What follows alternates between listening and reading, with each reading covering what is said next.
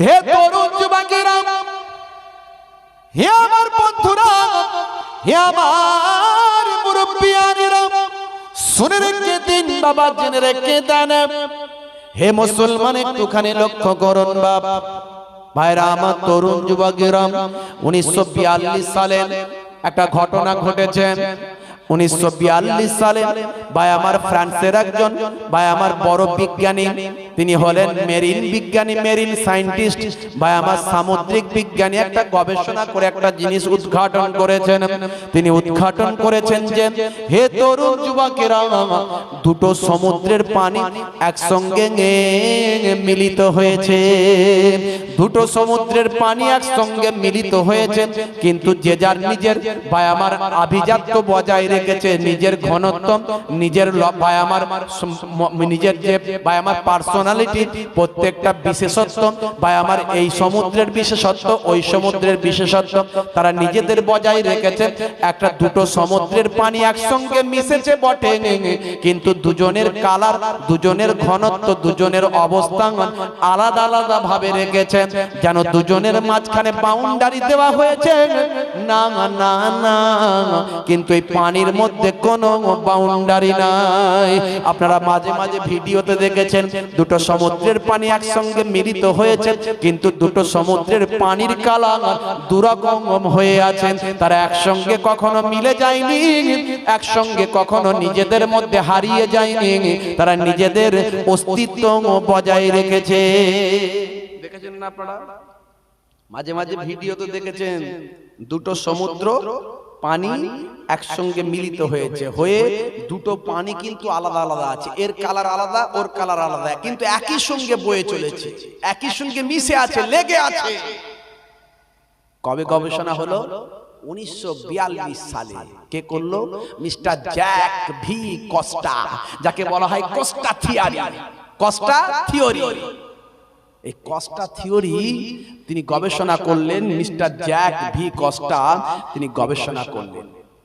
হে তরুণ যুবকেরা, ফ্রান্সের বিখ্যাত বড় বিজ্ঞানী, মেরিন সায়েন্টিস্ট, হে তরুণ যুবকেরা, সামুদ্রিক বিজ্ঞানী গবেষণা করলেন। তার চোখে ধরা পড়ল ভাই, কি দেখতে পেলেন? দুটো সমুদ্র পাশাপাশি একসঙ্গে অবস্থান করছেন, দুটো সমুদ্রের পানি একসঙ্গে লেগে আছে, কিন্তু নিজেদের অস্তিত্ব আলাদা ভাবে তারা জানান দিয়েছেন। কালারটা আলাদা ভাই আমার, অবস্থানটা আলাদা ভাই আমার, টেস্ট আলাদা, পানির রং আলাদা, পানির টেস্ট আলাদা। হে তরুণ যুবকেরা, তিনি অবাক হয়ে গেলেন, কি ব্যাপার, কি ব্যাপার, এই দুটো পানি একসঙ্গে মিলিত হয়েও কেন মিলেমিশে একাকার হয়ে যায় না? হে তরুণ যুবকেরা, তিনি গবেষণা করে দেখলেন, হাই রে হাই, এই পানির মধ্যে যে অস্তিত্ব দেখা দিয়েছে বা আমার লবণাক্ত, ঘনত্ব, উচ্চতা, এই বিভিন্ন কারণ আমি খুঁজে পাচ্ছি, কিন্তু তারপরেও আমার মন মানে না, এটা কেমন করে সম্ভব হয়েছে ভাই? হে তরুণ যুবকেরা, এ আমার মুরব্বিয়ানেরা, এটা প্রশান্ত মহাসাগরের একটা শাখা। এই শাখাটার নাম হলো আলাস্কা উপসাগর। এই আলাস্কা উপসাগরটা প্রশান্ত মহাসাগরের একটা শাখা। ভাই আমার, দুটো হিমবাহ সেই নদীর উপর, ভাই আমার, দুটো হিমবাহ এই সমুদ্রের এই উপসাগরের পানির উপর দিয়ে বয়ে যায়, যেটা আপনারা মাঝে মাঝে ভিডিওর উপর দিয়ে দেখতে পান, ভিডিওর মধ্যে দিয়ে দেখতে পান। দুটো পানি একসঙ্গে মিশেছে, কিন্তু এর কালার, এর টেস্ট, ভাই আমার, এর অস্তিত্ব নিজে নিজে স্বতন্ত্র ভাবে রেখে দিয়েছেন। হে তরুণ যুবকেরা, হে আমার বন্ধুরা, মিস্টার জ্যাক ভি কস্টা তিনি এই যে থিওরিটা তৈরি করলেন, এটা কস্টা থিওরি বলা হয়। তিনি হতবাক হয়ে গেলেন, আশ্চর্য হলেন। কিছুদিনের মধ্যে দেখা যায় একজন মুসলিম সায়েন্টিস্টের সঙ্গে তার মুলাকাত হয়, মুসলিম সায়েন্টিস্টের সঙ্গে তার আলোচনা হয়। এই বিষয়ে যখন গবেষণা হচ্ছে ভাই, তখন এই মুসলিম সায়েন্টিস্ট গবেষক তিনি জানান, হে মিস্টার জ্যাক, শুনে রেখে দিন, জেনে রেখে দিন, আপনি যেটা 1942 সালে গবেষণায় প্রমাণ করার চেষ্টা করেছেন, সেই গবেষণার বিষয়টা যেটা এতদিন পর্যন্ত কেউ জানে না, এতদিন পর্যন্ত কেউ গবেষণা করে না। এই মাত্র 1942 সালে গবেষণায় আপনি নেমেছেন। বহুদিন ধরে আপনি গবেষণায় জীবনটা কাটিয়ে দিলেন। এই পানির গবেষণা করতে করতে এতগুলো দিন অতিবাহিত করে দিলেন। হে মিস্টার জ্যাক ভি কস্টা, শুনে রেখে দিন, জেনে রেখে দিন, এই পানি সম্পর্কে আমার আল্লাহ 1450 বছর আগে আল কোরআনে জানিয়ে দিয়েছেন। সূরার নাম হলো সূরা রহমান, আয়াত নাম্বার হলো 19 আর 20। হে তরুণ যুবকেরা, আমার আল্লাহ কোরআন মাজিদের নিজের বয়ান করতে করতে বা আমার নিজের আমার আল্লাহর মহত্ব বর্ণনা করতে করতে বলেছেন, হে তরুণ যুবকেরা, আমার আল্লাহ বলছেন, মারাজাল বাহরাইনে ইয়ালতাকিয়ান বাইনাহুমা বারযাখুন লা ইয়াবগিয়ান ফাবিআইয়ি আলা'i রাব্বিকুমা তুকাজ্জিবান। জোরে হবে না? মারাজাল বাহরাইনে ইয়ালতাকিয়ান বাইনাহুমা বারযাখুন লা ইয়াবগিয়ান ফাবিআইয়ি আলা'i রাব্বিকুমা তুকাজ্জিবান। কোরআন মাজিদ সূরা রহমান। মারাজাল বাহরাইনে ইয়ালতাকিয়ান, তিনি দুটো বাহরাইনে, দুটো সমুদ্রকে প্রবাহিত করেছেন, যারা একসঙ্গে মিলিত হয়েছে। ইয়ালতাকিয়ান, যারা মুলাকাত করেছে, মিলিত হয়েছে। কে বলছে? আল্লাহ বলছে। সেই আল্লাহ, তিনি সেই আল্লাহ, তিনি সে আল্লাহ যিনি দুটো সমুদ্রকে পাশাপাশি একসঙ্গে মিলিত করেছেন। বাইনাহুমা বারযাখুল লা ইয়াবগিয়ান, বাইনাহুমা, কিন্তু তাদের মধ্যে, বাইনাহুমা বারযাখুন লা ইয়াবগিয়ান, তারা কিন্তু একসঙ্গে মিলে একাকার হয়ে যায়নি, তারা কিন্তু মিলে যায়নি। তাদের নিজেদের মধ্যে একটা আস্তরণ, একটা আড়াল, একটা পর্দা আমার আল্লাহ কুদরতি ভাবে দিয়ে দিয়েছেন। জোরে বলুন সুবহানাল্লাহ। তাদের মধ্যে একটা পর্দা, একটা আবরণ, একটা আল্লাহ কুদরতি ভাবে দিয়েছেন। দুটো পানি মিলিত হয়েছে। তিনি তো সেই আল্লাহ যিনি পাশাপাশি দুটো সমুদ্রকে একসঙ্গে মিলিত করেছেন, কিন্তু তারই মাঝখানে তিনি তাদের মাঝখানে একটা আবরণ, আস্তরণ দিয়ে তাদেরকে পার্থক্য করে রেখেছেন। জোরে বলুন সুবহানাল্লাহ। তোমরা কোন আল্লাহর নিয়ামতকে অস্বীকার করবে? তোমরা কোন কোন নিয়ামতকে আল্লাহর অস্বীকার করবে?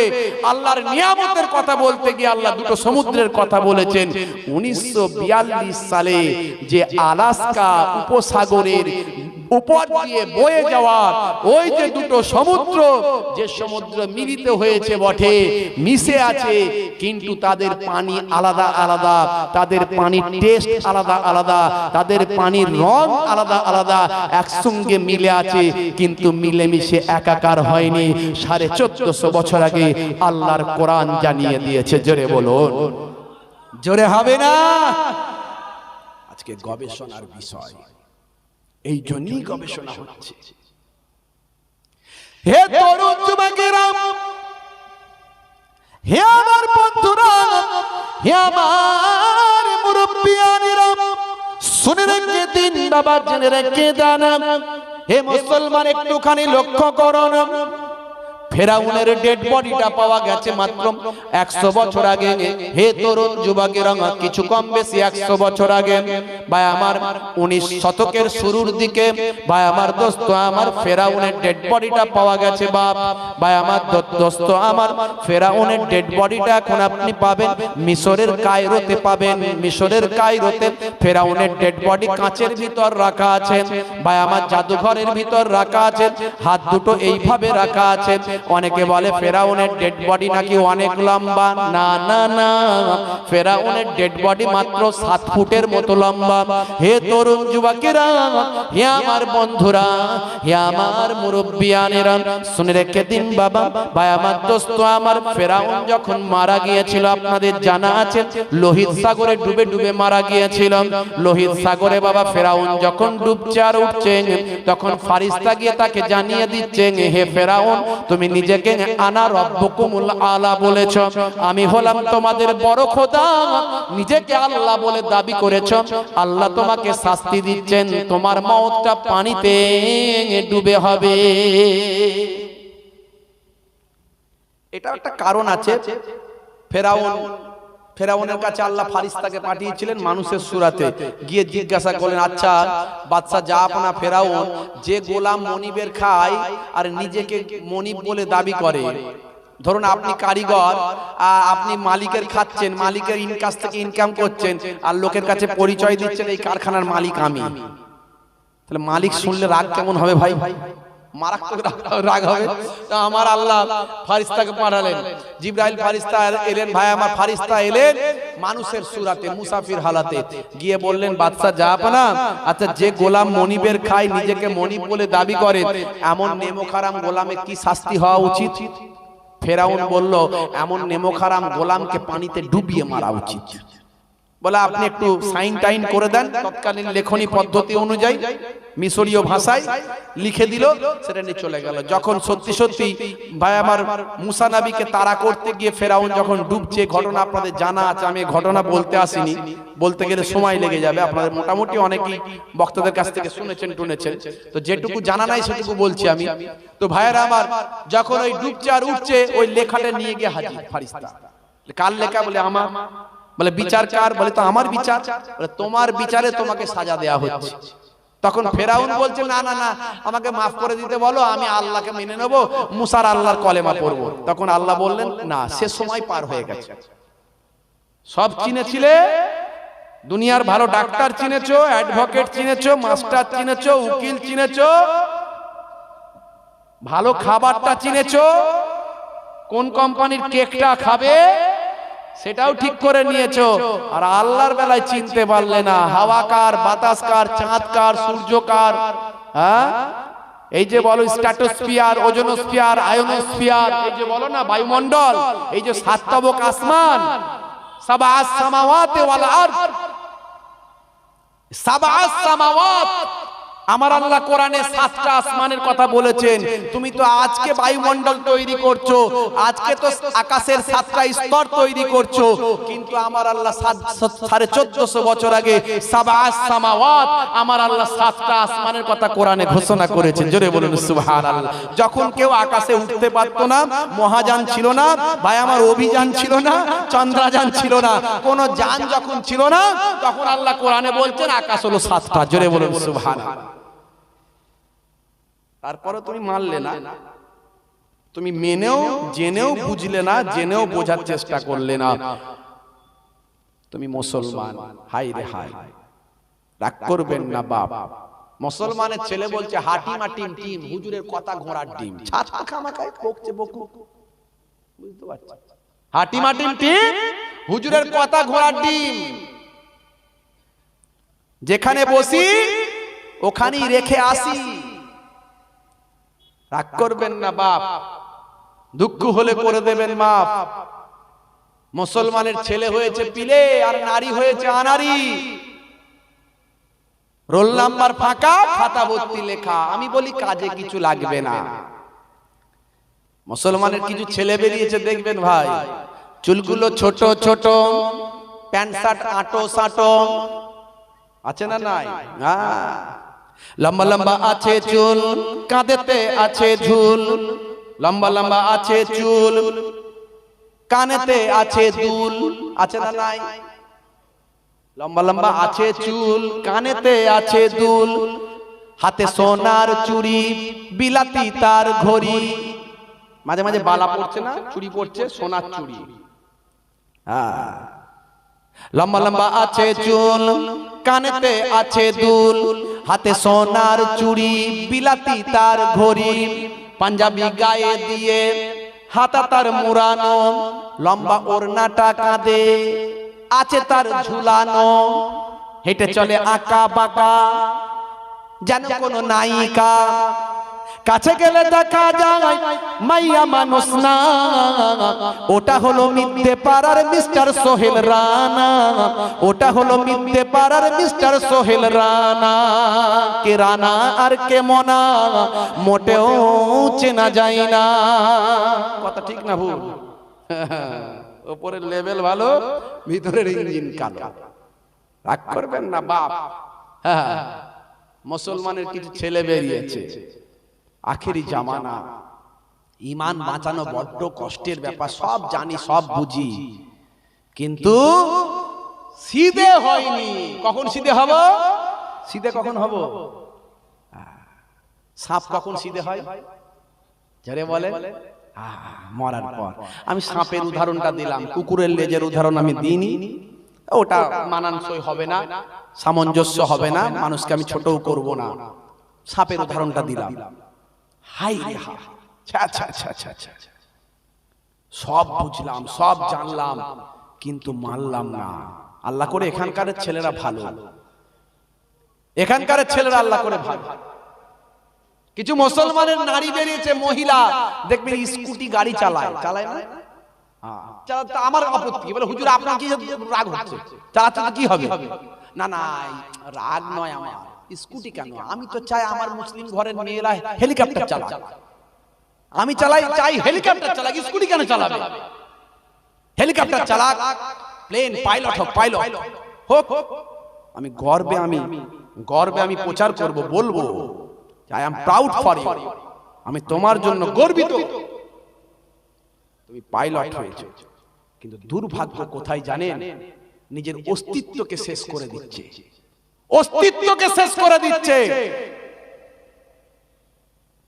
খ্রিস্টান যেদিন ক্রুশ ছেড়ে দেবে, সেদিন খ্রিস্টানের অস্তিত্ব থাকবে না। খ্রিস্টানরা যেদিন ক্রুশ ছেড়ে দেবে, খ্রিস্টানদের অস্তিত্ব থাকবে না। সাঁওতাল ভাইয়েরা যেদিন বিরসা মুন্ডাকে ছেড়ে দেবে, সেদিন তাদের আর অস্তিত্ব থাকবে না। আর মুসলমান যেদিন নবী ছেড়ে দেবে, মুসলমানের অস্তিত্ব থাকবে না। কিন্তু দুর্ভাগ্য, এই সমস্ত মুসলমানের ছেলেগুলো নবী ছেড়ে দিয়েছে। মুখে বলে নবী মানি, মুখে বলে নবী মানি, কিন্তু আদৌ তারা মানে না। নবীর একটা নির্দেশ তার মধ্যে নাই। কোনদিন জুম্মার দিনে নামাজ পড়তে যায়, মন গেলে যায়, না গেলে না যায়। তা আবার ওই রকম দূরে কাতের নামাজ। মসজিদে ঢুকলে কখন বেরোবে শুধু এই চিন্তা। Skin tight pant, skin tight গেঞ্জি, তাই পরে চলছে নামাজি, বুঝতে পারছেন? আবার এখনকার সব প্যান্ট গুলো বেরিয়েছে টাইট ফিটিং, সব দেখবেন টাইট ফিটিং। হ্যাঁ, সে কোমর থেকে খুলে পড়ে যাওয়ার খা। বলে না, পড়বে না, কিন্তু পরবো মনে হবে, খুলে যাবে মনে হবে, কিন্তু খুলবে না। ওটাই তো হুজুর স্কিন টাইট বলে কথা। গেঞ্জিও যেমন, প্যান্টও তেমন। আবার ফতোয়াবাজি তো বিরাট চলে, বলে হুজুররা বলে পাঞ্জাবি পড়তে হয়। দূর বাবু, নেসফুস সাদ। আরে বাবা, নেসফুস সাদ যেটা আমরা বলি সেটা তো নবী বলেছেন। এখন তুমি নবীকে মানো না, সেটা আলাদা ব্যাপার। বলে আল্লাহর সঙ্গে মুলাকাত করব, আল্লাহর দরবারে জানাবো, এতে আবার টুপি পরারই কি দরকার আছে, পাঞ্জাবি পরারই কি দরকার আছে? এতে তো মনটা ঠিক রাখলেই হবে রে বাবা। অনেকে ফতোয়া দেয়, দেখেন না, আরে বাবা নামাজ পড়ি না তো কি হবে, মন আমার ভালো। কি লাইন পেয়েছে, বুঝতে পারছেন? বিরাট লাইন। নামাজ পড়ি না তো কি হবে? ওরা নামাজ পড়ে খারাপ, আর আমি নামাজ না পড়ে ভালো, আমার মন ভালো।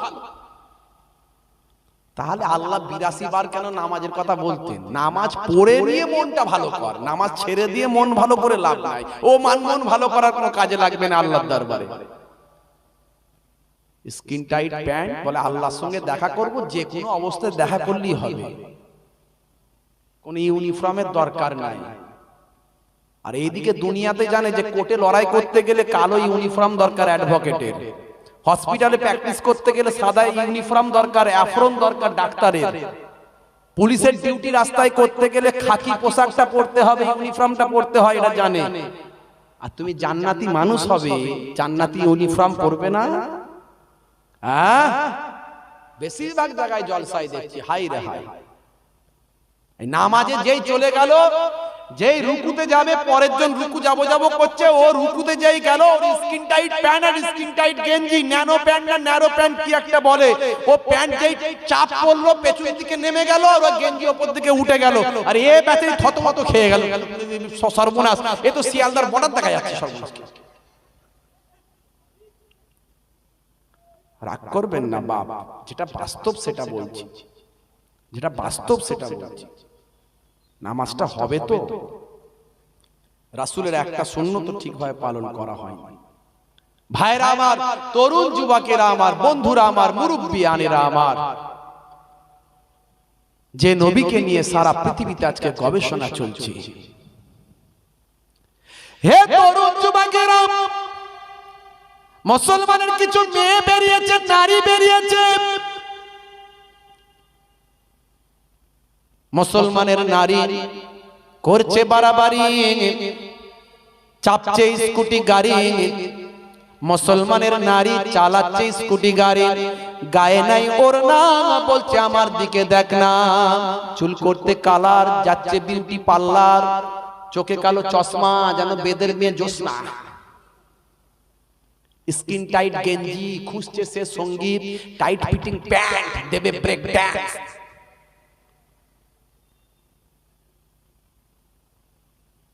কবরে গেলে ডান্ডা করে দেবে ঠান্ডা। হে মুসলমানের নারীরা শুনে রাখেন মা, শুনে রাখেন মা, মুসলমানের নারী 1450 বছর আগে বিশ্বনবী বলে দিয়েছেন আপনাদের জন্য, শুনে রাখুন তাড়াতাড়ি। লানা রাসূলুল্লাহ সাল্লাল্লাহু আলাইহি ওয়াসাল্লাম, আমার নবী লানাত দিয়েছেন, অভিসম্পাদ দিয়েছেন, ধ্বংস হোক বলেছেন। কাদেরকে? আর রাজুলু ইয়ালবাসু লিবসাতাল মারআতি ওয়াল মারআতা তালবাসু লিবসাতার রাজুল, ওই সমস্ত পুরুষরা যারা নারীদের অনুসরণ করে, নারীদের মতো পোশাক আশাক পরে, নারীদের মতো চালচলন করে, আর ওই সমস্ত নারীরা যারা পুরুষদের মতো পোশাক পরে, পুরুষদের মতো চালচলন করে, পুরুষদের মতো স্টাইল করে, আমার নবী বলছেন এদের উপর আমি রাসূলুল্লাহ লানাত দিয়ে যাই, ধ্বংসপ্রাপ্ত হবে। তাই তো হচ্ছে আখিরি জামানা। মোবাইল কিনলে যেমন কভার লাগাতে হয়, তাতে মোবাইলটা ভালো থাকবে ভাই, হাত থেকে পড়ে গেলেও নষ্ট হবে না। কথা ঠিক না ভুল ভাই? হে মুসলমানের নারী শুনে রাখুন তাড়াতাড়ি, এই মোবাইলের থেকে আল্লাহ করেছে তোমাকে অনেক অনেক বেশি দামি। তাই মোবাইল কিনলে যেমন কভার লাগাতে হয়, তাতে লোকের কি যায় আসে ভাই? তাই মুসলমানের নারী তুমি যখন বাইরে বেরোবে, শুনে রাখো তাড়াতাড়ি, তোমাকেও একটা কভার লাগাতে হয়। লোকে কি বললো কি আসে যায়, এতে তোমার কোনো অসুবিধা নাই। মোবাইল পড়ে গেলে যেমন নষ্ট হবে না, আমার আল্লাহ তোমার সম্মানটা বাঁচিয়ে দেবে। তাই কেন বাইরের দেশে, অন্যান্য দেশে মহিলারা হিজাব পরে সম্মান রক্ষা করে, কে মিলিটারিতে চাকরি করছে, কে ফোর্সে আছে, কে পাইলট হয়েছে, কে ডাক্তার হয়েছে, হয়নি? তোমার সম্মানটা আগে তুমি বজায় রাখো, তোমার অস্তিত্ব তুমি নষ্ট করে না। যখন তুমি তোমার অস্তিত্বকে নষ্ট করে দেবে, তখন তোমার সব শেষ হয়ে যাবে। হে তরুণ যুবকেরা, হে আমার বন্ধুরা, হে আমার মুরব্বিয়ানেরা, শুনে রেখে দিন বাবা, জেনে রেখে দেন। বেশি উদাহরণ আমি দিতে যাব না। আগের যুগে হে তরুণ যুবকেরা, কোপারনিকাস আসার আগে, গ্যালিলিও আসার আগে, দূরবীন আবিষ্কারের আগে বিজ্ঞানীরা বলতো সূর্য পৃথিবীর চারিদিকে ঘুরছে। কোপারনিকাস আসলো, গ্যালিলিও আসলো, দূরবীন তৈরি হলো, তখন গবেষণায় ধরা পড়লো না না, পৃথিবী সূর্যের চারিদিকে ঘুরছে। আধুনিক বিজ্ঞানীরা আবার আজকের যুগে গবেষণা করছেন, গবেষণা করে তারা বলছেন না না, প্রত্যেকেই যে যার কক্ষপথে ঘুরে বেড়াচ্ছে। হে তরুণ যুবকেরা, বিজ্ঞানীদের থিওরি চেঞ্জ হচ্ছে, মডার্ন বিজ্ঞানী আসছে, হাই টেকনোলজি ব্যবহার হচ্ছে, হাই টেকনোলজিতে আগের টেকনোলজি রং হয়ে যাচ্ছে, থিওরি পাল্টে যাচ্ছে, গবেষণা পাল্টে যাচ্ছে।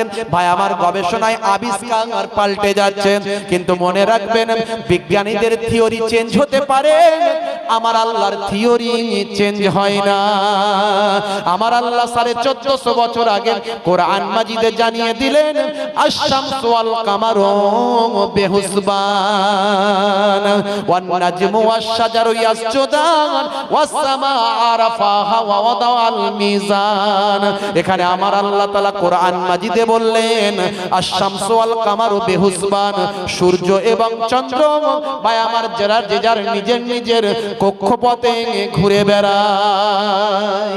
জোরে হবে না? কটা উদাহরণ আমি দেব। হে তরুণ যুবকেরা, আরেকটা তবে উদাহরণ দিই, লাস্ট উদাহরণ, বেশি উদাহরণ আমি দেব না। হে জওয়ান যুবকেরা, হে আমার মুরব্বিয়ানেরা, আমার আল্লাহ কোরআন মাজিদে বললেন, ইন্নামা হাররামা আলাইকুমুল মাইতাতা ওয়াদ-দামা ওয়া লাহমাল খিনজির, নিশ্চয় আমি আল্লাহ হারাম করলাম, আমি আল্লাহ হারাম করলাম মৃত প্রাণী ভক্ষণ করতে। মৃত প্রাণী ভক্ষণ করা যাবে না, মৃত প্রাণী খাওয়া যাবে না, আমি আল্লাহ হারাম করলাম। ইন্নামা হাররামা আলাইকুমুল মাইতাতা ওয়াদ-দামা, এবং প্রবাহিত রক্ত। প্রবাহিত রক্ত কোন পশুকে যাবা করলে, হত্যা করলে, সেখান থেকে যে রক্তটা বেরিয়ে এলো, সেই রক্তটাকে তুমি গ্লাসে ধরলে আর ঢক ঢক করে খেয়ে নিলে, মনে মনে চিন্তা করলে শরীরে যেটুকু রক্ত ছিল বেড়ে গেল, হবে না?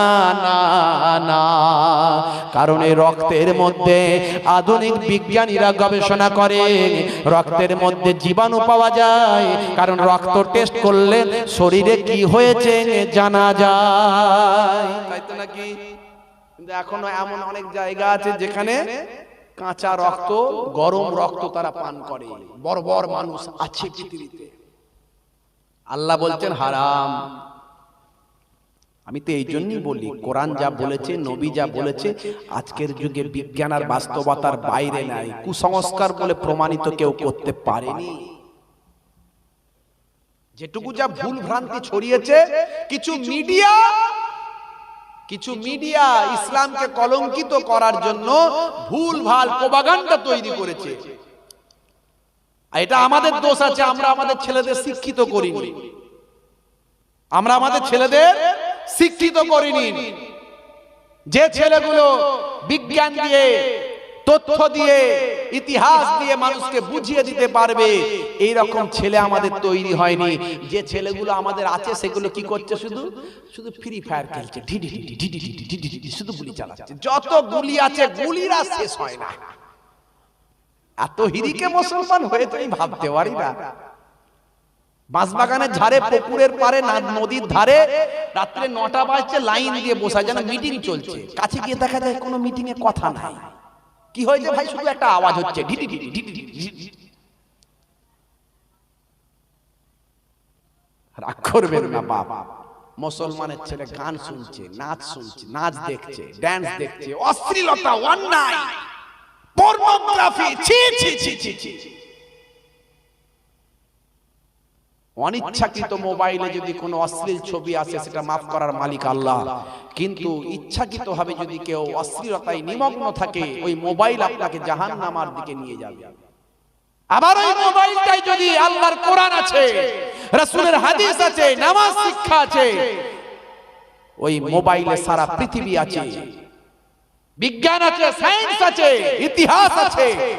ওই কোরআন মোবাইলটাকে ভালোভাবে ইউটিলাইজ করে, ভালোভাবে ফলো করলে ওই মোবাইলটা আপনাকে জান্নাতি করে দিতে পারে, পরিবর্তন করে দেবে আপনাকে। কিন্তু মোবাইলটাকে খারাপ ভাবে ব্যবহার করছে, তার কারণ কি? শিক্ষাটা কম। এখনো শিক্ষাই, তবে আগের চেয়ে মুসলমান অনেক শিক্ষিত হয়েছে। হয়েছে না হয়নি? হয়েছে না হয়নি? আমি বলি তাই, আপনার লাইফে পাইপ যা হয়েছে হয়েছে, বাচ্চাদের লাইফে আর পাইপ দেবেন না। বাচ্চাদের লাইফে পাইপ দেবেন না, ছেলেদেরকে শিক্ষিত করুন। শিক্ষিত করা মানে চাকরির জন্য নয়। আজকে আপনি চাকরি পাচ্ছেন না, আল্লাহ দিলে একদিন না একদিন পাবেন। আজকে আপনাকে বঞ্চিত করা হচ্ছে। বঞ্চিত তো দূরের কথা, আজকে ভারতবর্ষের এক প্রান্ত থেকে উগ্রবাদীরা তারা নিদান দিচ্ছে, মুসলিমদের নিধন করতে হবে, এই নিদান, এই ফতোয়াবাজি তারা করছে। অত্যন্ত দুঃখজনক ব্যাপার, বেদনাদায়ক ব্যাপার। হাই রে হাই, হাই রে হাই। নেতাজির পাশে যিনি ছিলেন তিনি হলেন কর্নেল হানিফউদ্দিন নিজামউদ্দিন। কর্নেল নিজামউদ্দিন নেতাজির পাশে যিনি ছিলেন, নেতাজিকে লাগতে গিয়ে তিনি সামনে দাঁড়িয়ে গুলি খেয়েছিলেন, নেতাজির গায়ে গুলি লাগতে দেননি। তিনি হলেন একটা মুসলমান। হে তরুণ যুবকেরা, লালকেল্লার মাথায় উঠে গিয়ে ইংরেজদের পতাকাকে ধূলিসাৎ করে দিয়ে তিরঙ্গা পতাকা যিনি গেড়েছিলেন তিনি হলেন ভাই আমার, আপনার আমার সেই ভাই, ভাই আমার আশফাকুল্লাহ খান। হে তরুণ যুবকেরা, গান্ধীজির আদর্শে যিনি আদর্শবান ছিলেন তিনি আর অন্য কেউ নন, তিনি হলেন খান আব্দুল গফফার খান, যাকে বলা হতো সীমান্ত গান্ধী।